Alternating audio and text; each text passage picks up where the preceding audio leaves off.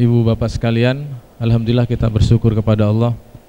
Pada malam hari ini kita bisa bermajelis bersama. Mudah-mudahan majelis kita hari ini bersamaan memang dengan rencana Allah untuk menambah ketauhidan kita, menambah keyakinan kita kepada Allah Subhanahu wa taala. Kita diperjalankan sampai ke tempat ini, harus kita yakini bahwa ini semua adalah takdir Allah.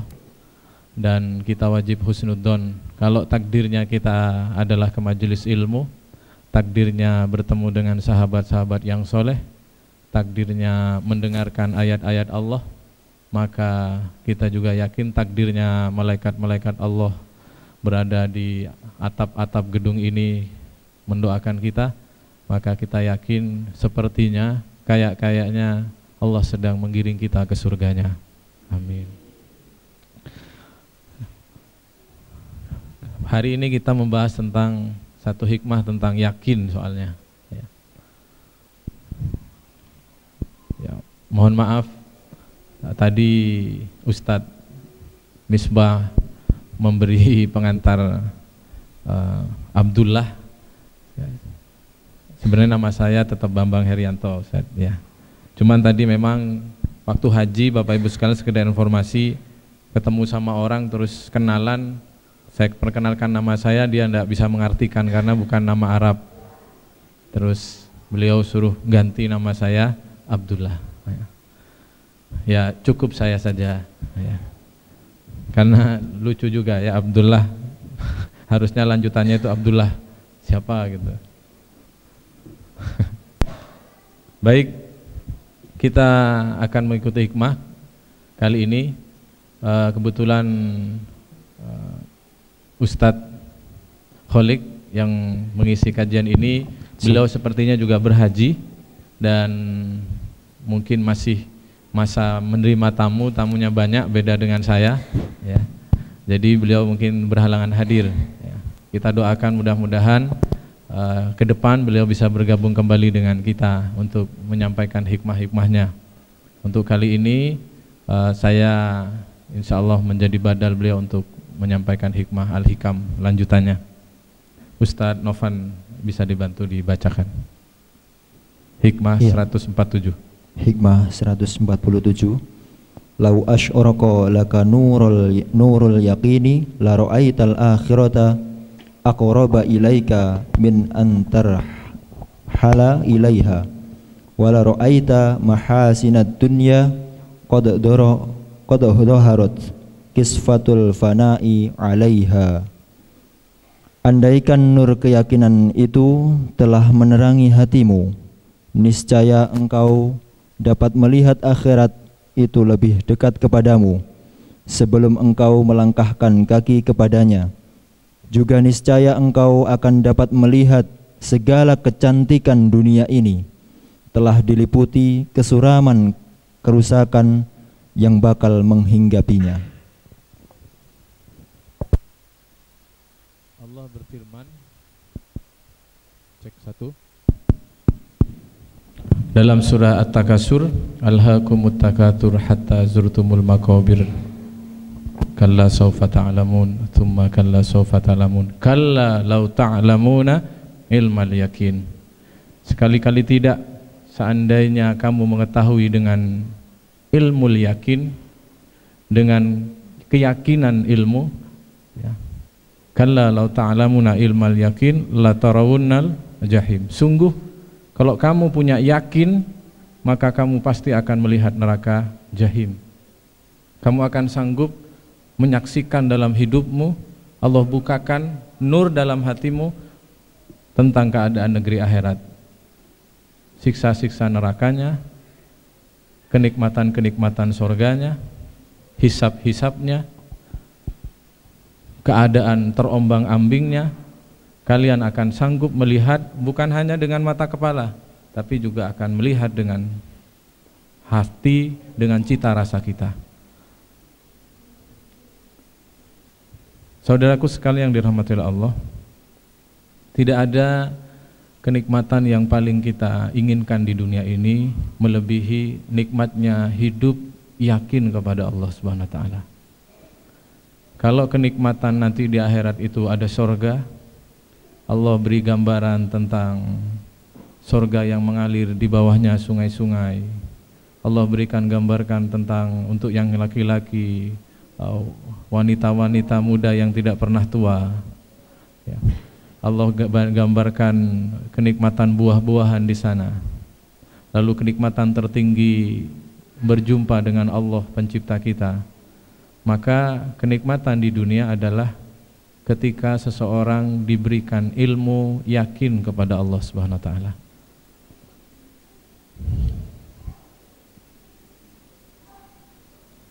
Apa yang membuat seorang wanita yang dizolimi oleh suaminya, dikhianati oleh suaminya, yang akan menghibur dia kecuali yakin kepada Allah Subhanahu wa taala? Apa yang membuat seorang orang tua yang risau dengan anaknya, yang berdoa menangis tentang masa depan anaknya, "Duh anakku, gimana nanti dewasanya? Pergaulan remaja kayak begini, ya, rokok di sana sini, ya."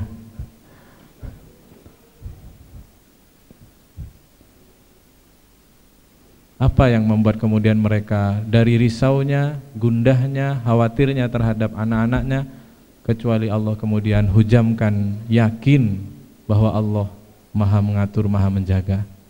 Apa yang membuat seorang akhwat tenang, tegar dalam penantian imam, kecuali dia yakin kepada Allah Subhanahu wa taala. Apa yang membuat seorang karyawan risau dengan jalan keluar, dengan gaji yang tidak naik-naik misalkan, kecuali dia yakin bahwa pemberi rezeki itu adalah Allah Subhanahu wa taala. Yang menggaji perusahaan, yang memberi bos, yang ngasih uang, tapi yang ngasih rezeki yakin bukan bos, bukan perusahaan, tapi Allah Subhanahu wa taala.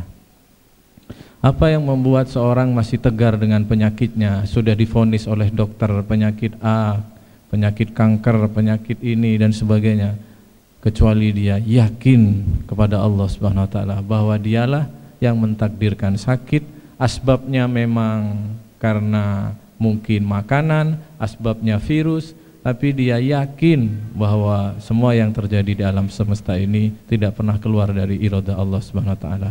Dan dia yakin selama dia berada di jalan yang benar, apakah dia akan sembuh atau meninggal dunia karena penyakitnya, dia yakin itu adalah yang terbaik dari Allah. Sampai di sini saja coba dirasa-rasakan, meskipun kita belum benar-benar menjadi ahlul yakin, menghayal-hayal gambaran ahlul yakin, bahagia tidak? Bahagia tidak Bapak Ibu? Bahagia. Hidup lempeng saja. Jadi kebahagiaan, kenikmatan tertinggi kalau Allah berikan yakin. Makanya Rasul sampai mendoakan, wala tuhawwinu biha alaina masa'ibad dunya, ya.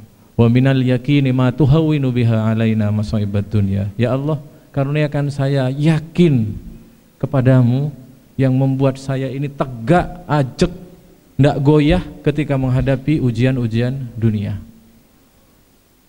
Coba, apa yang bisa menjadi obat segala penyakit yang terjadi di dunia ini? Ada banyak masalah yang kemudian kita memiliki solusinya tapi tidak bisa menyelesaikan solusi B. Ada masalah B, kita obati dengan masalah C, tidak bisa. Kita obati dengan solusi C, tidak bisa. Tapi satu-satunya obat untuk segala masalah di dunia ini yakin. Sakit diare sampai sakit kanker, obatnya ya yakin. Saya tidak mengatakan obat sembuh, tapi bagaimana memberikan ketenangan ke dalam hati. Kalau kita punya harta, kita mungkin bisa menjawab masalah kita ingin menyekolahkan anak di sekolah yang bonafit. Wah, sekolah Islam yang bagus. Harta kita. Dengan harta kita bisa menjawab keinginan kita untuk belanja-belanja kebutuhan kita. Aksesoris, emas, pakaian rumah. Dengan harta kita bisa menjawab permasalahan kita, ingin travel, ingin jalan-jalan ke luar negeri. Tapi apakah harta kita bisa menjawab ketika kita sakit? Apakah harta kita bisa menyembuhkan kita ketika kita mungkin merasa dizolimi oleh orang lain, ketika rumah tangga retak, apakah harta bisa menjawab? Harta tidak bisa menjawab. Kekuatan mungkin bisa menjawab ketakutan kita kalau nanti berkelahi dengan orang. Kalau kita latihan terus fitness, ya, body sampai kayak Aderai misalkan, kita menjawab selesai urusan kita, tidak perlu takut lagi sama orang karena kita lebih kekar dari mereka. Tapi apakah itu dia bisa menjawab masalah-masalah kita yang lain? Apakah dengan kekarnya kita sanggup membuat anak kita terdidik dengan baik, membuat rumah tangga kita berkah, tenang, sakinah, nyaman? Tidak. Yang sanggup memberi jawaban semua adalah ujung-ujung adalah ilmu yakin kepada Allah Subhanahu wa ta'ala. Ya. Jadi sahabat sekalian, selain kita meminta surga, kita dalam hidup ini kita tidak pernah selalu di atas bumi, di atas roda. Pasti ada saat dimana kita ini di bawah, ujian, musibah datang. Minta sama Allah agar dikasih keyakinan, karena itu satu-satunya jawaban membuat hati ini masih bisa lapang, bisa tersenyum, bisa bahagia. Ketika kita yakin, orang itu bahagia itu karena yang dia miliki atau karena dia punya harapan? Saya ingin tanya. Orang itu bahagia karena apa yang dia miliki saat ini atau karena dia memiliki harapan terhadap masa akan datang? Ayo. Karena memiliki atau karena punya harapan? Karena punya harapan. Contoh, ya, contoh. Seorang koruptor, wah dia berhasil korupsi. Saya pernah ngasih contoh ini, ya. Terus dia kaya, makan enak dan sebagainya. Dia memiliki banyak. Ternyata tiba-tiba terdengar kabar dari asistennya bahwa ya, di koran pagi itu ya, diberitakan bahwa dia termasuk yang menjadi radar KPK ya, untuk diusut korupsinya. Dia lagi makan enak, dia rumahnya mewah bersama keluarganya, tapi ada berita seperti itu. Pertama. Yang kedua, ada seorang narapidana di penjara, ya, narapidana di penjara, makannya sembarangan, ya, ya kita tahu seperti itu. Tapi kemudian oleh sipir penjara didatangi, Mas, sini, bangun. Besok sampean dapat kabar karena Presiden Pak SBY mau berhenti, ya beliau bersyukur karena berhenti sehingga tidak lagi ada yang menghujat. Maka beliau memberikan amnesti kepada seluruh narapidana. Sampean yang tidak narapidana seumur hidup, ternyata bulan depan sampean dibebaskan. Saya ingin tanya, hari itu yang paling lebih bahagia mana? Yang ada dalam penjara atau yang ada di rumah mewah? Kenapa? Karena ada harapan. Itu harapan kepada urusan duniawi. Itu harapan urusan duniawi. Harapan kepada Pak SBY, kepada pemerintah yang mau mengeluarkan orang ini. Bagaimana kalau harapan itu bergantung kepada sang pemilik alam semesta ini?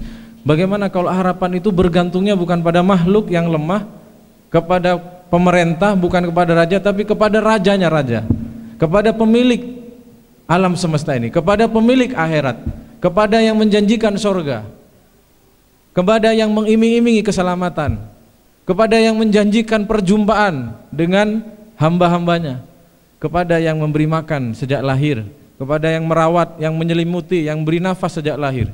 Bagaimana kebahagiaan itu tidak hadir pada dirinya? Itulah orang yang mendapatkan nurul yakin, cahaya keyakinan kepada Allah Subhanahu wa taala. Saudaraku sekalian dirahmati Allah, harapan seorang mukmin melebihi usianya. Harapan seorang mukmin melebihi urusan-urusan duniawi. Dia ada di sana yang belum terjangkau sampai meninggal dunia. Sehingga apapun keadaannya dia akan bahagia, ya. Hadis Nabi yang cukup terkenal, ajab li amril mu'min, ajib, dahsyat, keren, gini, mantap urusan orang-orang yang yakin, orang-orang yang beriman. Inna umrohu kullahu khairon. Sungguhnya urusan orang-orang yang yakin itu semuanya baik. In asobatu sarra'u fasakaron fakana khairul lahu. Wa in asobathu darra'u fasakaron fakana khairul lahu. Wa ma li ahadin illal mu'min. Kalau dia ditimpa kenikmatan, dia bersyukur, maka itu adalah kebaikan baginya. Kalau dia dikasih ujian, dia bersabar, itu adalah kebaikan. Dan itu tidak akan dimiliki oleh siapapun. Tidak akan dimiliki oleh orang yang belajar hanya belajar bagaimana motivasi positive thinking, bukan. Orang yang yakin terhadap harapan-harapan yang Allah janjikan, yakin terhadap janji-janji yang Allah sampaikan.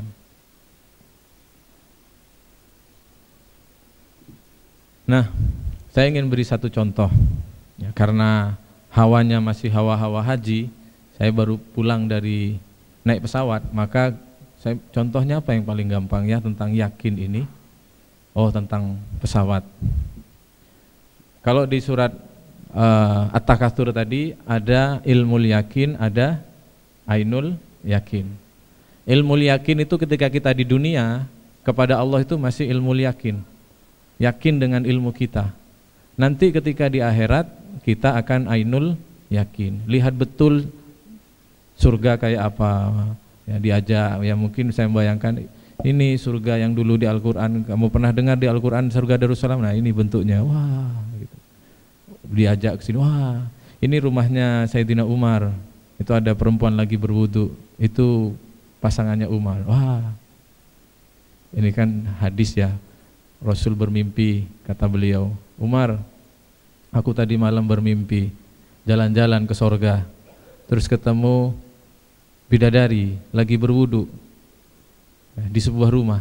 Aku tanya kepada malaikat Jibril, itu rumahnya siapa? Itu rumahnya Umar. Lalu aku cepat-cepat lari karena ingat kamu Umar suka cemburu, kata Rasulullah SAW. Ya, dilihat ainul yakin, nanti melihat dengan mata kepala. Sama juga nanti neraka jahim dan sebagainya akan diperlihatkan dengan langsung mata kepala sendiri. Nah, tapi di dunia ilmu yakin. Tapi kedahsyatan ilmu yakin apakah mengalahkan ainul yakin? Tidak. Ya. Kesanggupan tauhid, kesanggupan yakin apakah mengalahkan ainul yakin? Tidak. Kalau Allah memberikan cahayanya, maka seperti Hanzalah. Pernah dengar kisah Hanzalah? Ya Rasulullah, kalau engkau bercerita tentang surga, maka seakan-akan aku langsung melihat surga di depanku ya. Kalau engkau bercerita neraka, maka aku tergugum menangis. Kenapa? Aku merinding gemetar karena aku langsung seolah-olah melihat neraka di depanku. Tidak jauh beda. Itu bagi orang-orang yang ahlul yakin seperti itu, saudaraku sekalian. Nah, saya ingin memberi contoh ilmu yakin. Kita belum melihat, tapi karena hati yakin kepada Allah, kita tenang. Contohnya adalah naik pesawat. Kita kepada pilot ainul yakin atau ilmu yakin? Kepada pilotnya ilmu yakin atau ainul yakin? Sempat ketemu? Ya kadang ketemu, kadang tidak ya. Tapi lebih sering tidak ketemu ya. Hanya karena pasti ini ada pilotnya, tidak mungkin tidak ada pilotnya, kan begitu ya. Hanya karena yakin pasti ini pilotnya sudah berpengalaman terbang ribuan jam, pasti. Hanya dengan menduga-duga, hanya dengan zon yang positif bahwa pasti ini pilotnya sudah berpengalaman, pasti ini ada pilotnya. Kemudian hanya karena yakin seperti itu kepada makhluk seperti itu, Anda naik pesawat, ya, meskipun ada yang memang grogi tetap, ya. Tapi saya lihat waktu naik haji itu, meskipun baru naik pesawat, ya karena lamanya waktu 9 jam, tidur juga, ngorok juga, ya. Makan enak, dikasih makan sekali habis itu makanan. Padahal dia berada di ketinggian sekian, berapa itu? Sekian puluh ribu ya dari bumi. Ya. Padahal naik ke atas mangga saja, pohon mangga saja, ya, kita sudah gemeteran. Tapi kita naik berkali lipat dari pohon mangga itu. Dan itu tidak ada cagaknya Bapak Ibu sekalian. Ya. Itu terbang di atas besi.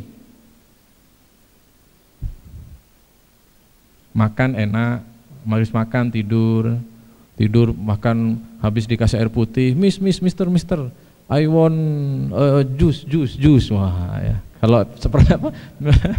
Kalau lagi yang jaga itu Saudi Arabia kan orang Arab gitu kan. Saya pernah pas minta ditawari mau minum apa begitu. Terus teman saya bilang, pir. Oh, pir. Maksudnya jus pir ya.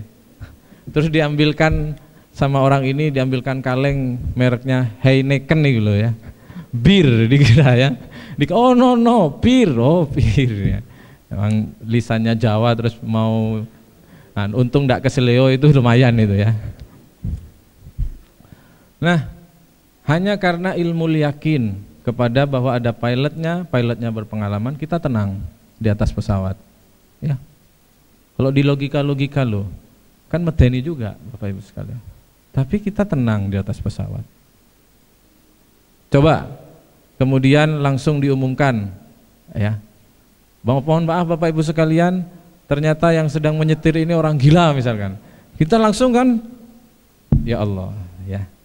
Nah, sahabat sekalian, kalaupun belum melihat neraka, kalaupun belum melihat surga, ya, kalau terhadap urusan duniawi seperti itu saja, ya, hati ini punya sifat bisa meyakini, percaya meskipun belum melihat dengan mata.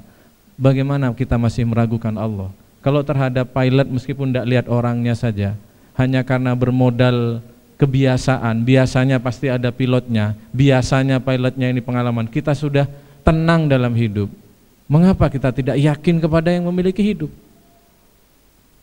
Mengapa kita tidak yakin meskipun tidak melihat Allah langsung dengan mata kita?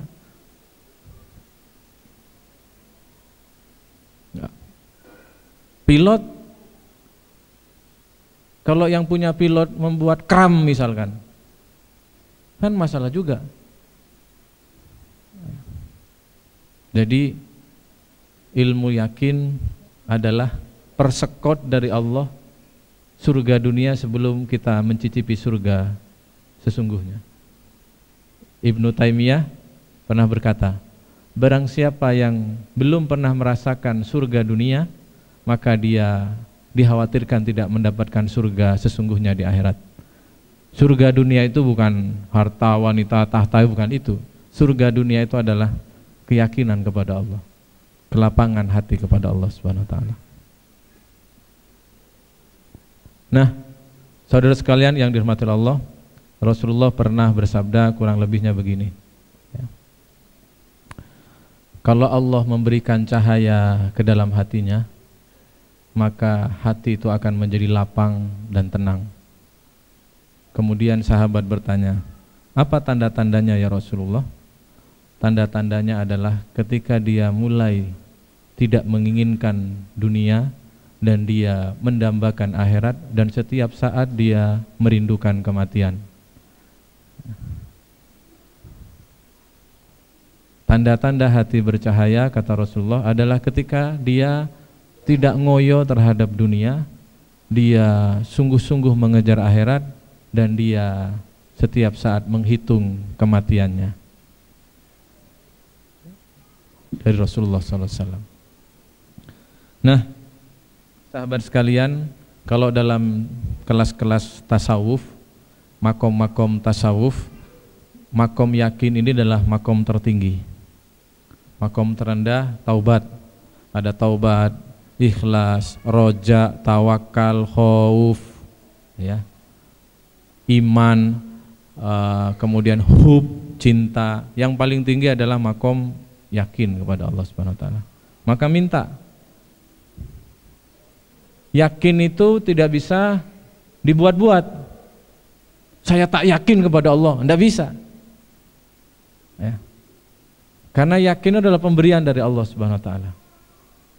Yang ngomong begini pintar, tapi praktek di lapangan belum tentu. Maka minta kepada Allah agar memberikan hati yang yakin kepadanya, hati yang senantiasa melihat akhirat. Enak, nikmat. Kena sakit langsung ingat bergugurnya dosa. Dua orang dikumpulkan, satu punya ilmunya, hafal hadisnya, yang satu tidak hafal hadis Arabnya, tapi hanya dengar-dengar dari ustadz saja. Yang satu fasih karena dia ustadz, menghafal hadisnya. Barang siapa yang dikasih ujian oleh Allah, maka bergugur, kalau dia bersabar berguguran dosa-dosanya. Hafal hadisnya. Yang satu hanya jamaah biasa, tapi kalau Allah berikan yakin kepadanya, daya hantamnya ke dalam hati ini bisa mengalahkan yang hafal hadisnya ini. Ya, mungkin tidak, mungkin. Jadi yang tidak pernah dapat kesempatan di kursi ini jangan khawatir ya, karena yang di kursi ini belum tentu dalam yakinnya itu mengalahkan yang sedang mendengarkan. Nah, saudaraku sekalian yang dirahmati Allah, jadi bagi orang-orang yang diberikan nurul yakin oleh Allah Subhanahu wa taala, melihat surga, melihat neraka. Kalaupun tidak setiap hari, coba dalam sholatnya. Nanti mereka ketika bertemu dengan ayat-ayat siksa, tumpah air matanya. Padahal yang ada di hadapannya televisinya yang sedang mati, sholat loh ya. Padahal yang ada di hadapannya istrinya yang masih tidur. Padahal yang ada di hadapannya fotonya anaknya yang lucu. Tapi seperti tertutup semua yang dia lihat adalah ketika fa'amma man utiya kitabahu biyaminihi, ya. Adapun orang-orang yang diberikan kitabnya dengan tangan kanannya, mungkin tidak kalau Allah kasih nurul yakin seperti terpampang layar gambar dia yang gemetaran, kemudian diberikan dia sedang risau. Ini saya, ini kitab saya ini yang sedang dipegang oleh malaikat ini diserahkan ke saya dengan tangan kanan saya atau diserahkan ke saya dengan tangan kiri saya. Kalau kanan saya selamat saya, bahagia saya, hebat saya, senang saya. Tapi kalau dengan kiri saya kehancuran bagi saya. Selama-lamanya saya masuk ke neraka. Ini saya masuk, dipampangkan gemetarnya, keringat-keringatnya, kondisinya.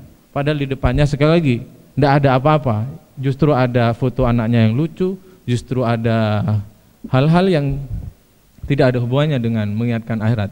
Tapi ketika Allah berikan cahaya yakin seperti terpampang,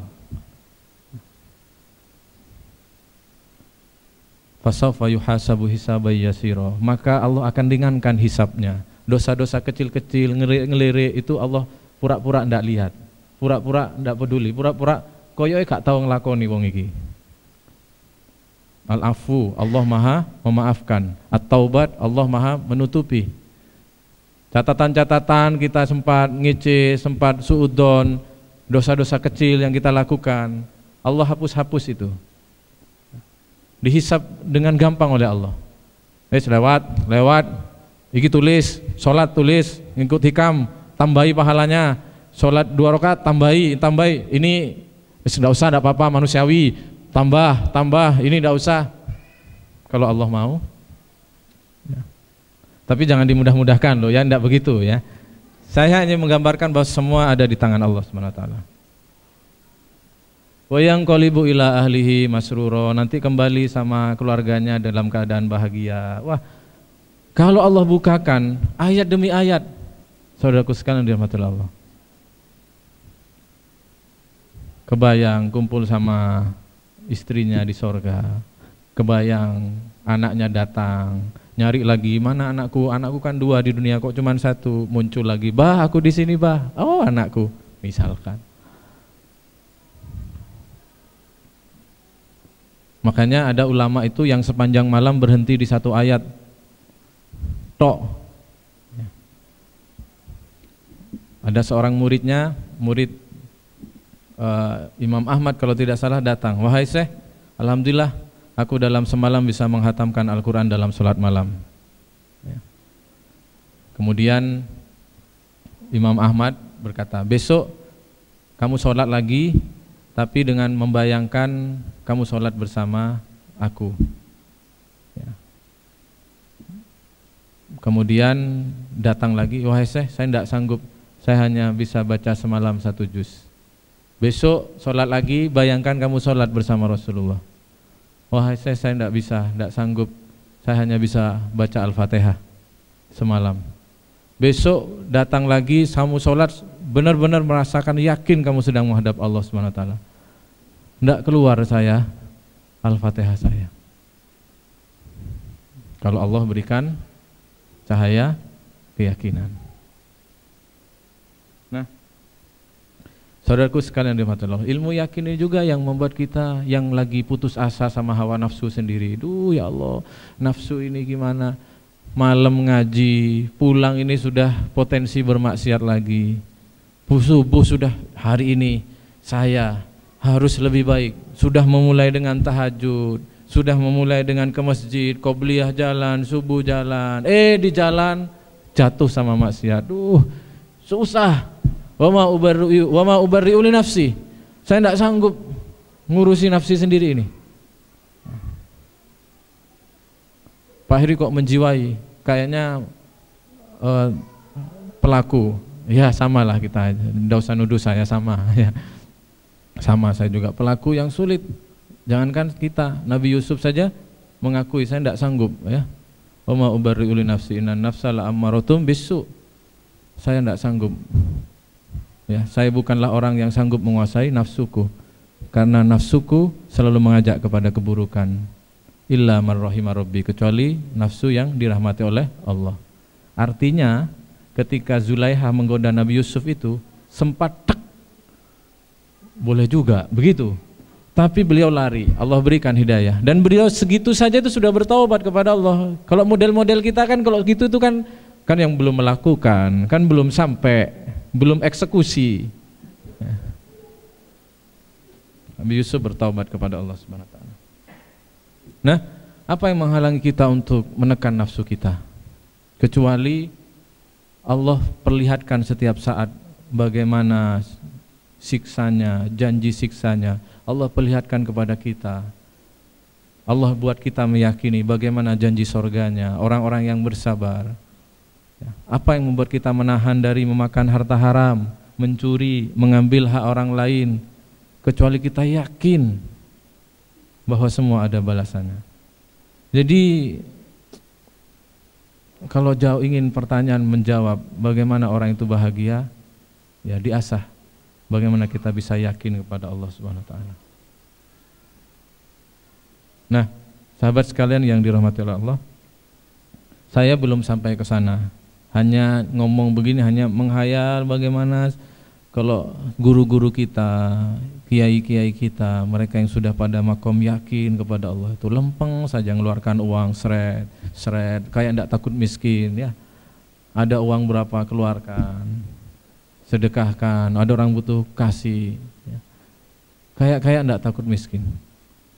Nah, dalam bait atau dalam kutipan hikmah yang disampaikan oleh Syekh Ibnu Taimiyah, kalau Allah berikan cahaya yakin, Allah bukakan pintu, niscaya kita akan melihat akhirat lebih dekat daripada kita melangkah. Bagaimana tidak lebih dekat? Ya, kalau kita nanti baca ayat-ayat Al-Quran, ayat surga, bukan kita lihat gambar, bahkan kita seolah-olah berada di dalamnya. Kalau Allah mau beri itu, ya.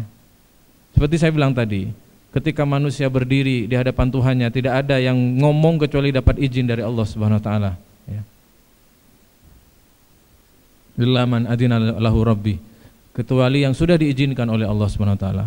Dia bukan lihat gambar, tapi seolah-olah berdiri dalam sholatnya itu ia sedang berdiri di padang mahsyar. Maka kata Ibnu Taimiyah, jauh lebih dekat daripada dia melangkah ke akhirat. Yang kedua, kalau orang yang sudah diberikan cahaya yakin, maka dia nanti agak, kata orang itu agak nyeleneh cara berfikirnya. Kenapa? Ketika orang melihat gemerlap dunia, mengejar-mengejar dunia, justru kadang dia malah emoh-emoh terhadap dunia. Wah, menakutkan Pak, nanti saya tidak suka kaya. Oh gimana Pak, nanti kalau saya benci sama uang? Tidak sampai segitunya ya. Hanya dia sanggup melihat hakikat dibalik penampilan-penampilan dunia ini. Coba dibayang-bayangkan, kalau dompet, uang yang ada di dompet kita itu, terus dompet itu sedang digunakan oleh ahlul yakin. Kalau Allah berkehendak, kalau Allah mau, sanggup tidak orang ini kemudian melihat itu hanya sebatas kertas saja? Ya, kata Ibnu Athaillah, maka engkau akan melihat dunia yang penuh kecantikan itu betapa rapuh dan rusaknya itu. Kalau Allah berikan cahaya yakin, maka engkau akan melihat dunia yang gemerlap itu, yang cantik itu, yang indah itu, engkau akan melihat betapa rapuhnya itu semua. Ini tidak bisa tapi harus dirasakan. Nanti bagaimana cara merasakannya disampaikan juga. Bagaimana menurut Anda kalau ada seseorang melihat uang itu hanyalah kertas, saya bukan bisa hidup tenang karena uang, ya bukan karena kertas terus dibuang, bukan. Dia hanya melaksanakan sunatullah. Bagaimana kalau orang melihat bahwa suaminya itu hanyalah makhluk Allah, dia bukan pemberi rizki, suami itu pemberi rizki? Bukan, suami itu adalah pemakan rizki. Ya. Bagaimana kalau dia melihat suaminya itu bukan sumber rezeki, dia hanya melihat makhluk Allah juga yang ditakdirkan bertemu, yang rapuh juga sebenarnya. Bagaimana kalau dia melihat musuh-musuh Allah itu makhluk rapuh juga sebenarnya? Wah Pak, tidak mungkin, kita belum sampai kepada makom ini, makanya kita bilang tidak mungkin. Tapi literatur yang setebal ini menceritakan bagaimana Rasulullah bercerita jalan bersama sahabat.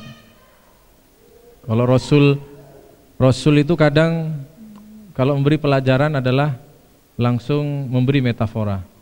Beliau jalan kemudian ketemu dengan bangkai kambing yang sudah busuk. Kemudian Rasul tanya, apa itu? Bangkai kambing ya Rasul. Kamu mau makan bangkai kambing? Ya enggak mau lah ya Rasul, masih sehat saya. Tahukah kamu, kata Rasulullah SAW, sesungguhnya dunia itu lebih hina daripada bangkai kambing itu. Kalau akal kita enggak masuk, masa uang bertumpuk-tumpuk, Pajero Sport lebih hina daripada bangkai kambing? Pertanyaan saya, yang tidak sampai ilmunya kita atau Rasulullah? Kita belum sampai kepada ilmu yakin. Akan ditampakkan oleh Allah. Yang membuat kita capek ini teman-teman sekalian kan dunia ini, betul tidak? Ya. Yang buat kita capek ini kan dunia sebenarnya. Coba ingin dipuji orang, dihina sedikit sakit hati. Ini kan yang bikin capek kan karena kita ingin dimuliakan orang, ingin dipuji orang, ingin diapresiasi orang. Ah tidak Pak, saya tidak pernah ingin dipuji. Buktinya ketika kita dihina, bukan masalah penghinaannya sebenarnya, karena sejak awal kita ingin dimuliakan di hadapan orang. Ingin dimuliakan, ingin kedudukan. Kita ini capek sebenarnya. Kalau mau jujur, ruh kita ini protes sama kita. Mbok yo balik nang Gusti Allah kono Mas sampai niku mosok ngene terus sore sampai tuwek sampai janggutan kok ngene. Mosok ngurusi dunya tok ae. Capek ruh kita ini teman-teman. Bener enggak? Capek. Mbak-mbak, capek kita ngurusi jeng-jeng sampai dirasani iku. Hah? Apa dirasani? Capek kita sebenarnya. Ya.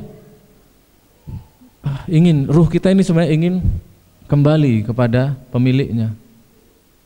Saya pernah di Hikam kapan hari saya pernah nyampaikan ya tentang bab hijab itu. Bagaimana sebenarnya ruh-ruh ini sebelum dikasih cover bernama kulit, daging, hidung ini, sebelum di coveri ini di Lauhul Mahfuz sana, itu nikmat dia. Dia alam azali sana nikmat karena dia berada dalam posisi makrifat level tinggi dengan Allah. Tapi ketika pas diinstal ke dalam segumpal darah, segumpal daging, keluar dari rahim, ketemu dengan pernak-pernak dunia, terhijab ruh ini. Dan pasti fitrah kita merasakan capek kalau orang sibuk dengan dunia. Saya ingin membacakan satu muhasabah atau ungkapan spontanitas dari ahlul yakin bernama Ali bin Abi Thalib, penghulu kita, sepupu Rasulullah SAW. Ya, beliau terkenal zuhud. Ya. Bagaimana itu bukan kayak saya, kalau nulis majalah masih merangkai kata, kurang api. Bukan update status Facebook yang kurang bagus diganti, kurang puitis. Ini ungkapan langsung saat beliau bermuhasabah.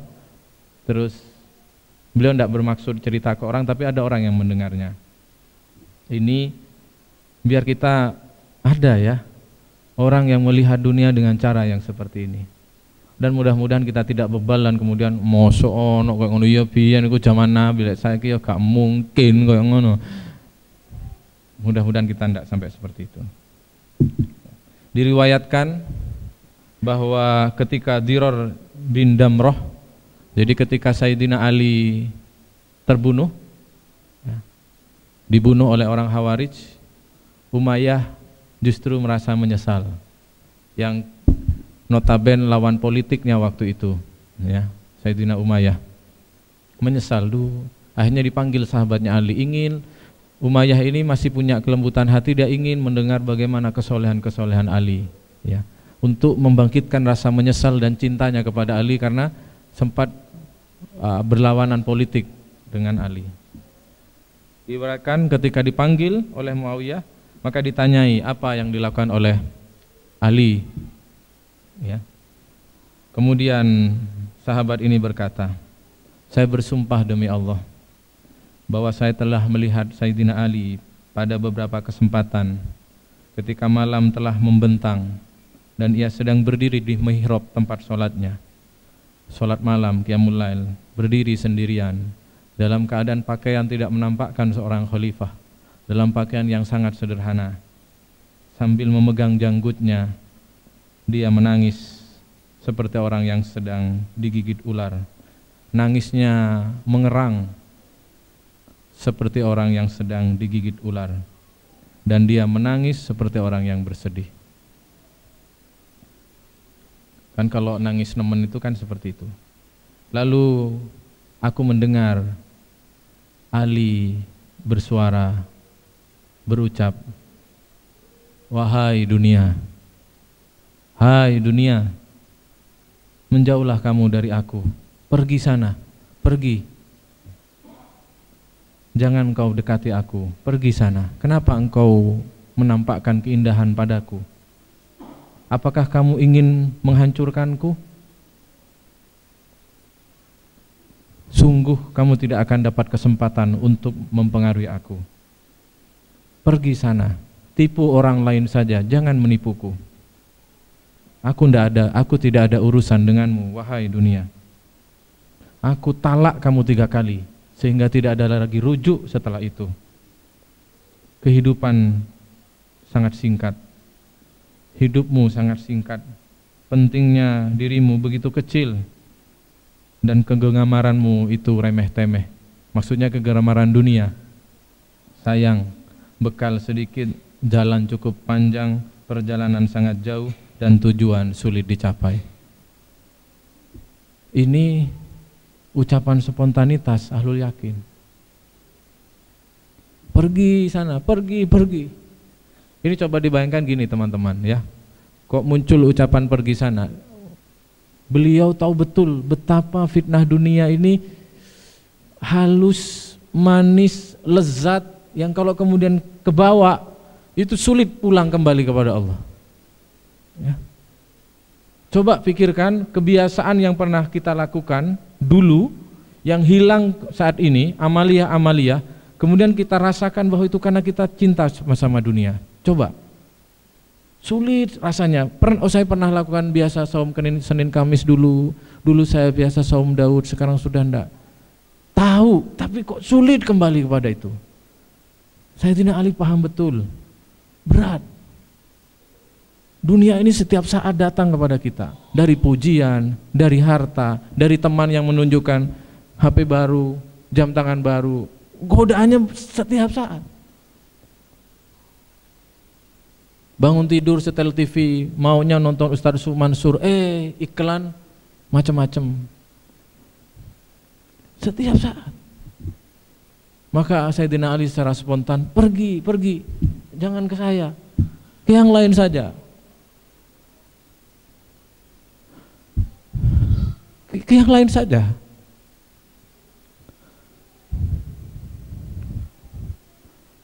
Kamu tidak akan bisa mendekati aku. Pergi. Itu seorang yang sudah memiliki ahlul yakin kepada Allah Subhanahu wa taala, sahabatku sekalian. Allah telah bukakan kepadanya. Ya.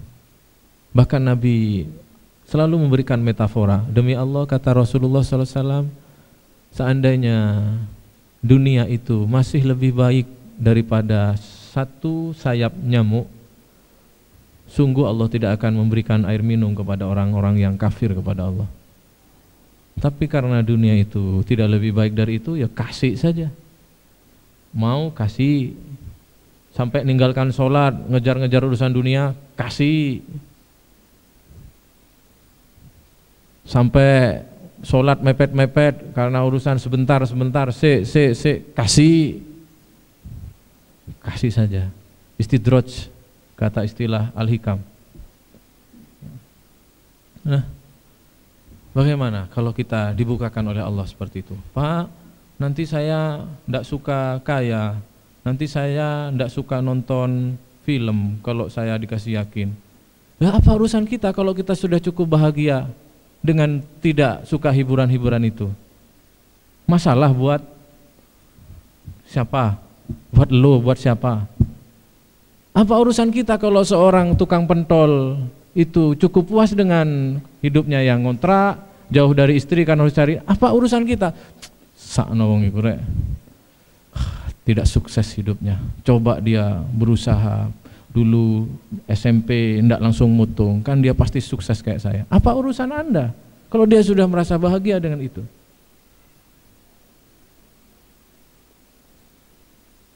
Betul? Apakah Anda menyebut orang gagal, orang itu gagal hanya karena dia hidup hanya makan tahu tempe, hanya karena dia sampai usia 50 tahun, 60 tahun belum punya rumah, kontrak sana kontrak sini? Apakah kita akan menyebut dia orang gagal dalam hidup? Apa urusan kita? Kalau Allah sudah bukakan keyakinan kepadanya, janji Allah sebutkan di sana, ketika kita terlelap sampai tidur, dia bangun malam, dia baca ayat Al-Quran perlahan-perlahan, ketemu ayat surga, senangnya minta ampun, ngalang-ngalai senangnya orang yang bermaksiat. Apa masalah buat kita? Apa masalah buat dia hidup dengan sederhana? Ya, Allah, kalau Allah berikan keyakinan. Memang mohon maaf, ini pembahasan tauhid. Wah, ini kok tidak sesuai dengan motivasi Islami bahwa seorang Muslim harus kaya. Harus kaya. Saya bilang kepada selalu, kalau kita ini takdirnya kaya, mau lari kemanapun dikejar sampean sama kekayaan. Tapi kalau takdirnya cukup, saya tidak bilang miskin, karena Allah mentakdirkan hidup manusia itu dua, lebih dari cukup dan cukup, itu saja. Tidak ada takdir miskin, itu tidak ada. Tidak ada takdir kurang, itu tidak ada. Ya, Allah itu memberikan takdir kepada manusia dalam urusan rezeki itu dua, cukup dan lebih dari cukup, itu saja. Kalau kurang itu kita saja karena yang kebawa hawa nafsu. Nah, kalau Allah takdirkan kurang, cukup, mohon maaf, ya mau ngejar kemana saja tetap saja seperti itu. Mohon maaf, ini memang agak lupa Pak, bukan saya tidak menyebut orang lain. Pak Heri kadang kalau ngisi training sukses dengan motivasi spiritual, kita harus kaya. Itu kan konteks lain ya. Ini kini konteks yang lebih jero daripada itu. Dan saya sebenarnya juga agak tidak serius kalau training harus kaya. Sebenarnya tauhidnya dulu dipasang. Jangan jadikan agama sandaran hawa nafsu kita. Karena kita hawa nafsu ingin numpuk-numpuk kekayaan terus dicarikan dalilnya. Tidak begitu ya. Nanti Allah pertemukan saja kalau kita memang jalannya adalah kebahagiaan, Allah akan memberikan kesuksesan. Tapi kalau Allah kita serahkan kepada Allah, lain halnya. Nah, teman-teman sekalian masih ingat dulu hikmah hikam awal-awal dulu Ustadz Kholik menyampaikan ini bagaimana orang kalau sudah kasyaf ya. Kasyaf itu macam-macam. Kasyaf itu ada yang sifatnya gaib, ada yang level-level kita tidak perlulah minta kepada yang model-model yang gaib bisa jalan di atas air, tidak perlu. Yang penting dibukakan hijab melihat hakikat dunia. Kata Syekh Ibnu Taimiyah, tidaklah setiap dunia yang hadir kepadamu ya, datang mendekat kepadamu, kecuali suara hakikatnya akan berkata ya, suara hakikatnya akan berkata seperti ucapan malaikat Harut dan Marut. Apa bunyinya surah Al-Baqarah ya. Aduh lupa ya. Lupa. Surah Al-Baqarah ya. Ketika menjelaskan tidaklah keduanya berkata kecuali kami adalah ujian bagi kamu. Hah? Apa Mas? Innama nahnu fitnatum fala takfur. Nah, ya. Tidaklah setiap dunia itu datang mendekat kepada kita, apakah itu berupa kendaraan, kebahagiaan, kekayaan, semua datang kepada kita kecuali suara hakikatnya sebenarnya dia berkata, innama nahnu fitnatum fala takfur. Sesungguhnya kami ini ujian bagi kamu, maka jangan sampai kufur. Ini kisahnya di Al-Qur'an, Harut dan Marut, orang-orang Bani Israel belajar kepada setan dan mau belajar kepada malaikat Harut dan Marut, sengaja dikirim oleh Allah untuk jadi fitnah, untuk belajar sihir bagaimana memisahkan suami dan istri. Nah, malaikat Harut dan Marut setiap mau mengajarkan, teman tak sampean kata sinau, teman tak, innama nahnu fitnah, wis ta, gak popo, akhirnya diajari oleh malaikat Harut dan Marut. Dan Ibnu Athaillah mengutip ucapan Harut dan Marut ini bahwa setiap dunia ini yang kita lihat ini, yang kita senangi, yang buat kita lari kepada Allah ini, setiap dunia ini, apakah itu hidup atau mati, hakikatnya akan selalu berkata, innama nahnu fitnatum fala takfur. Kami ini fitnah bagamu, maka jangan kufur. Kalau lihat orkes dangdut, biduannya goyang-goyang, mas ini mas misalkan, sesungguhnya suara hakikatnya berkata, saya ini adalah fitnah bagi kamu, maka jangan kufur. Kalau kita lihat uang, rekening buka bank, wow, sesungguhnya rekening ini berkata suara hakikatnya, innama nahnu fitnatum fala takfur. Saya ini fitnah bagi kamu, tolong jangan kufur.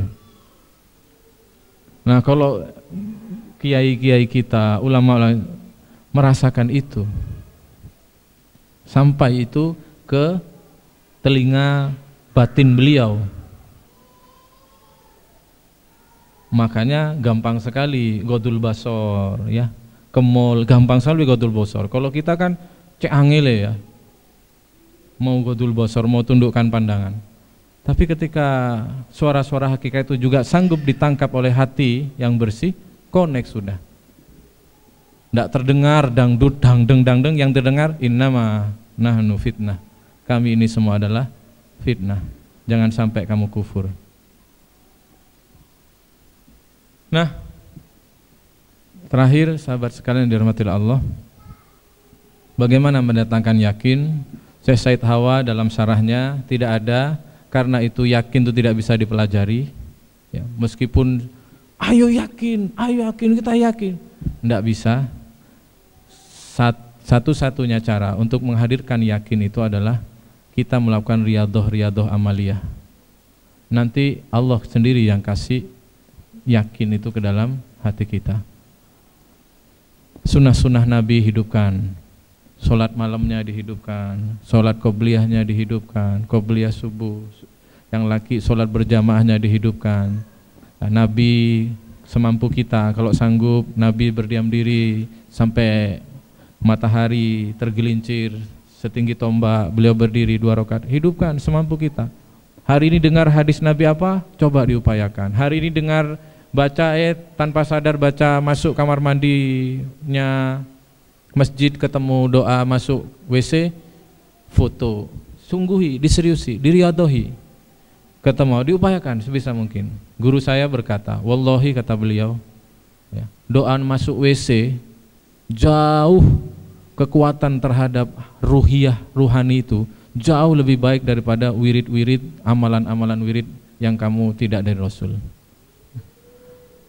Bacaan masuk WC yang kita anggap biasa ya, Allahumma inni a'udzubika minal khubusi wal khaba'is, jauh memberi sentuhan ruhani lebih kuat.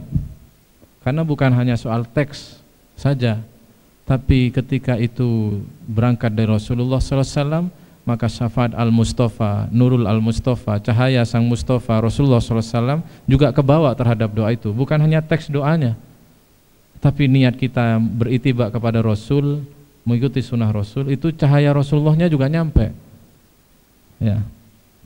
Daripada wirid-wirid kita. Bukan tidak boleh wirid-wirid yang lain, tapi saya ingin menjelaskan jangan sampai ada seorang ahli sufi yang ingin menjalani tarekat, tasawuf, sibuk dengan wiritannya, masuk keluar WC bludus begitu saja.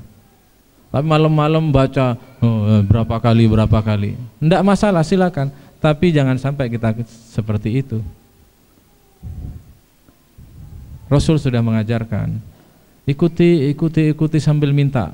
Nanti Allah, kalau Allah sudah kasih yakin, yasroh sadrahu lil Islam, Allah nanti lapangkan hati kita, semakin Allah lapangkan. Tidak ada cara yakin kalau menurut Syekh Hawa dalam Syarah Hikam ini, kecuali coba pelan-pelan amalan-amalan sunnah Rasul itu kita ikuti ya. Keseharian Nabi, bagaimana Nabi dengan istri, bagaimana Nabi ketika mau tidur, ikuti sambil kita latih yakin kita kepada Allah Subhanahu wa taala. Insyaallah Allah tidak akan lalai terhadap kita. Tidak mungkin saudaraku sekalian dalam rahmat Allah, Allah hanya ngasih surga di akhirat bagi hambanya yang beriman, beramal soleh, mengikhtiarkan kebaikan. Tidak mungkin Allah akan ngasih hadiah hanya di akhirat ya.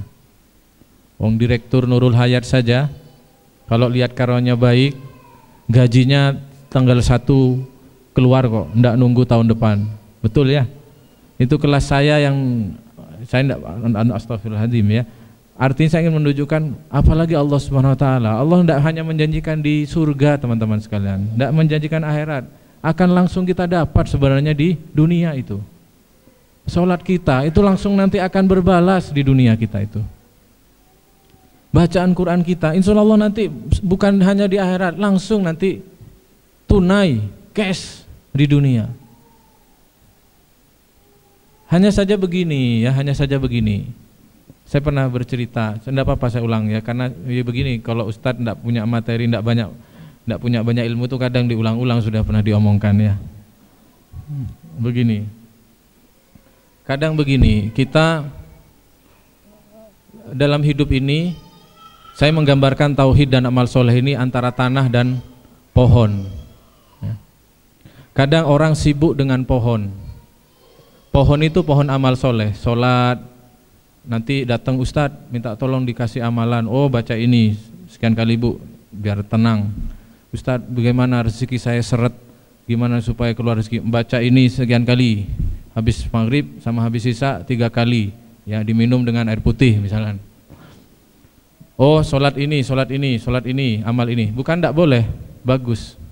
Tapi kalau kita transaksional begitu, kita seperti fokus menata pohon, menata pohonnya, memperbagus pohonnya, memperbagus pohon-pohon amal soleh kita. Tapi kita lupa memperhatikan tanahnya. Pohon yang bagus ditanam di tanah yang buruk, yang ranggas, berhama, akan tumbuh baik? Akan tumbuh baik? Tidak. Kita sibuk dengan amal-amal, tapi lupa menata tanah kita, yaitu tauhid kita kepada Allah, rasa bergantung, tujuan visi memang benar-benar akhirat. Ustadz boleh enggak tujuan akhirat bonus dikit-dikit pengen dunia? Sebenarnya enggak boleh, sudah akhirat saja. Bekerja akhirat, melayani suami akhirat, mendidik anak akhirat. Kita lupa kepada menata tanahnya. Sehingga apa? Rapuh Bapak Ibu sekalian. Pohon ini bagus tapi ketika diterpa oleh angin karena ditanam di pasir, akarnya tidak kuat, jatuh. Itulah yang terjadi kepada beberapa orang yang kemudian datang kepada kiai, Ustadz, kiai, gimana saya ini kan sudah sholat, saya sudah sedekah, kenapa ujian belum keluar dari hidup saya? Ini tauhidnya belum ditata. Kalau tauhidnya sudah ditata, belum ke kiai, tidak tega untuk ngomong ke kiai, menghadap kepada Allah. Ya Allah, Engkau maha melihat ya Allah, Engkau tahu apa yang saya alami ya Allah, saya yakin Engkau maha menyaksikan ya Allah. Belum sampai ke kiai, Allah sudah berikan ketenangan. Telepon sama temannya, ayo mbak, situ tanang yai. Sudah mbak, cukup selesai. Ini tauhidnya yang belum tertata. Melihat musibah itu bagaimana, melihat kemiskinan itu bagaimana, melihat kekurangan itu bagaimana. Mudah-mudahan kita semua sama. Surat Al-Hadid ayat 20, renungan terakhir kita. A'udzubillahi minasyaitonirrajim. Bismillahirrahmanirrahim. I'lamu annamal hayatud dunya laibu wa lahu. Ketahuilah olehmu, sesungguhnya kehidupan dunia itu hanya permainan dan senda gurau saja. Wa tafakhurum bainakum, dan hanya saling berbangga-bangga, menyenang-nyenangkan di antara kalian. Wa takatsurum fil amwali wal aulad. Dunia itu hanya isinya berbanyak-banyak dalam hal harta dan anak. Kemudian Allah lalu jelaskan, kamathali ghaitin, sesungguhnya dunia itu seperti hujan lebat. Hujan lebat datangnya dari mana, Ibu? Hujan datangnya dari mana? Langit. Dunia itu seperti hujan lebat. Wanita cantik, harta, semuanya Allah yang menyediakan. Bukan datang sendiri mak beleng begitu, enggak. Harta, jabatan, sebenarnya Allah sudah sediakan semua. Kamathali ghaitin a'jaba nabatuhul kuffar, a'jabal kuffar nabatuhu, yang kemudian membuat takjub petani-petani karena hasil dari hujan lebat itu menghasilkan tumbuh-tumbuhan. Tsumma yahiju, kemudian yang lebat-lebat itu hijau, ranum, pohonnya bagus-bagus, menyenangkan. Wah, senang, senang, senang. Lalu kemudian pada masanya dia mengering. Ada pohon yang masih bertahan 100 tahun? Masih ada mungkin 1000 tahun? Tidak ada. Tsumma yahiju fatarahu musfarron, lalu kamu akan melihat pohon yang bagus itu, yang hijau itu mengering, lalu kamu lihat menguning. Tsumma yakunu khutama, lalu kemudian hancur. Tidak ada apa-apanya. Itulah dunia, karakternya Allah sudah gambarkan begitu indah. Banyak-banyak habis, hilang. Apakah dia yang mati duluan atau dunianya yang pergi duluan? Hilang. Wa fil akhirati adzabun sadidun, nanti di akhirat ada adab yang pedih. Wa maghfiratum minallahi wa ridwan, dan juga ada ampunan Allah dan ridhonya. Wa mal hayatud dunya illa mata'ul ghurur, dan tidaklah dunia itu hanya kesenangan yang menipu. Tipuan semua, bohong-bohongan, pemilihan pilpres, capres, gaya-gaya, semua permainan, semua tipu-tipu, selesai nanti pada masanya. Begitu. Baik, sahabat sekalian, ada ya, sebelum kita berdoa ada yang mungkin perlu dipermasalahkan. Monggo.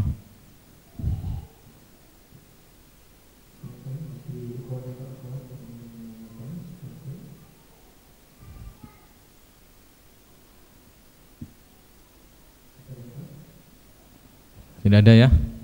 Cukup. Kalau tidak ada, kita membaca syair doa yang biasa kita baca di setiap kajian hikam.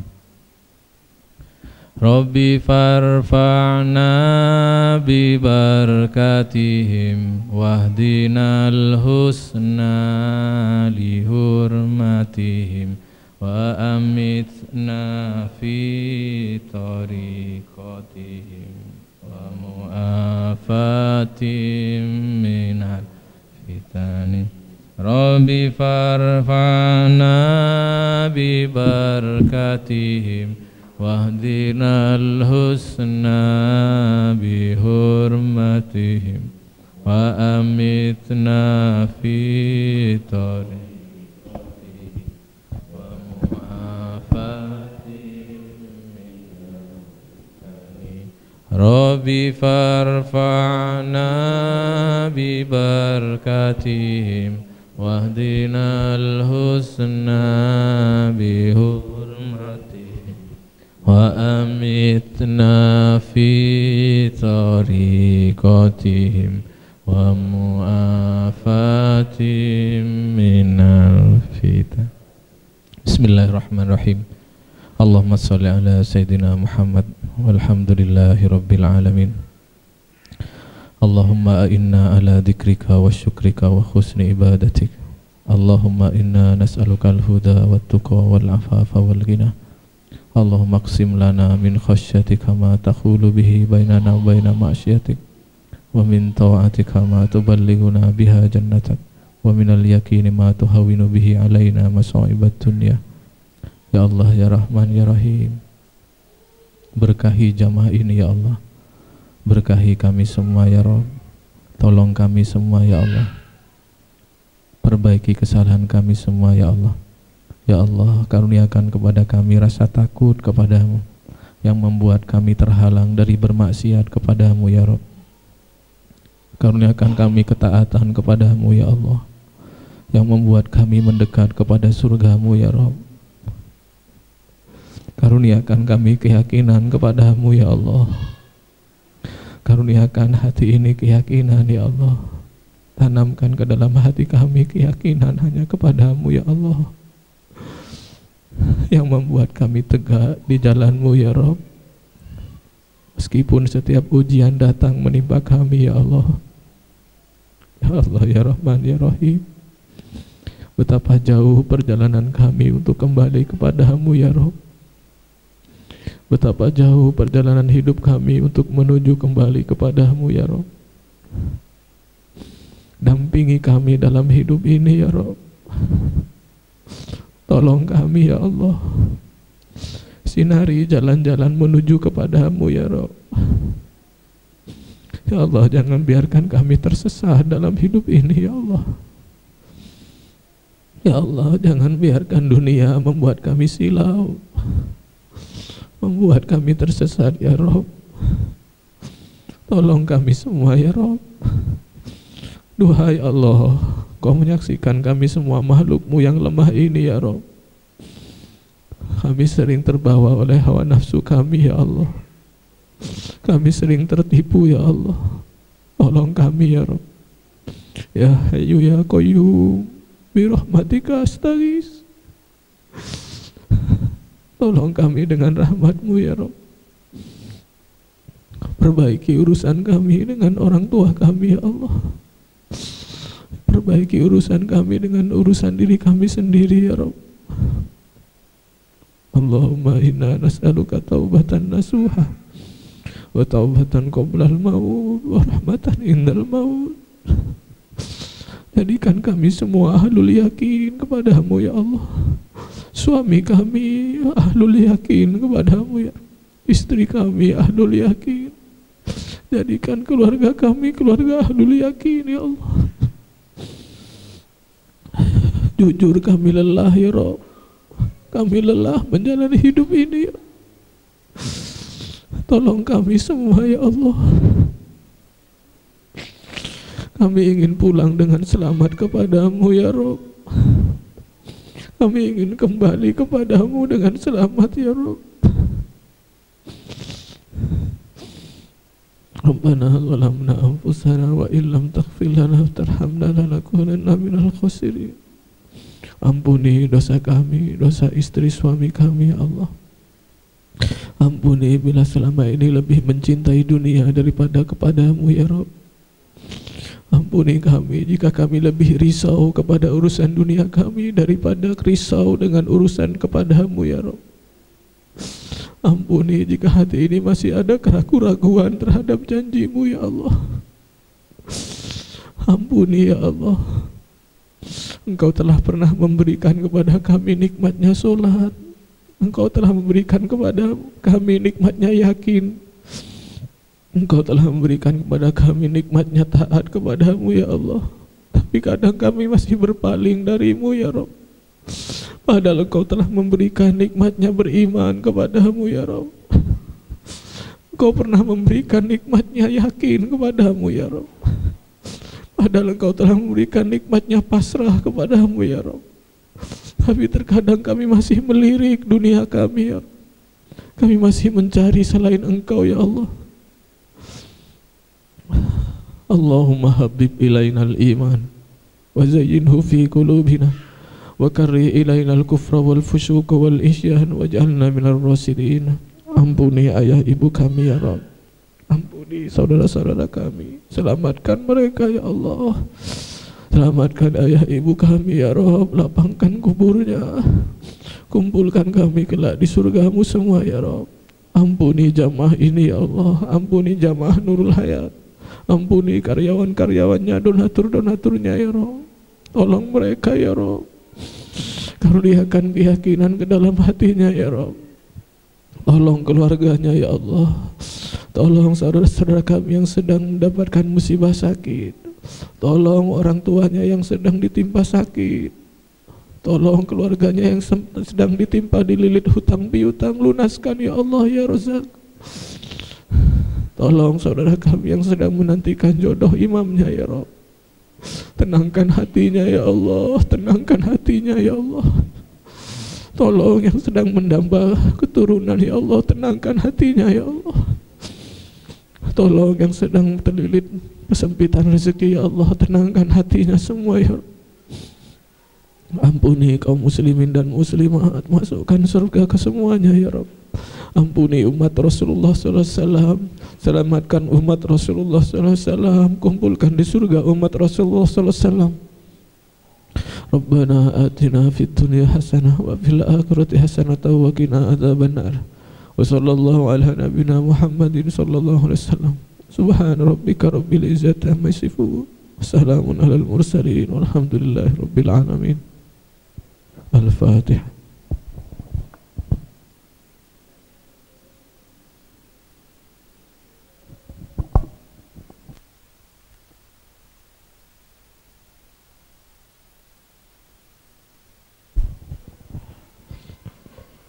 Sahabat semua yang dirahmati Allah, alhamdulillah, mudah-mudahan kita semua bersamaan dengan hidayah Allah yang turun kepada kita. Kurang lebihnya saya mohon maaf. Assalamualaikum warahmatullahi wabarakatuh.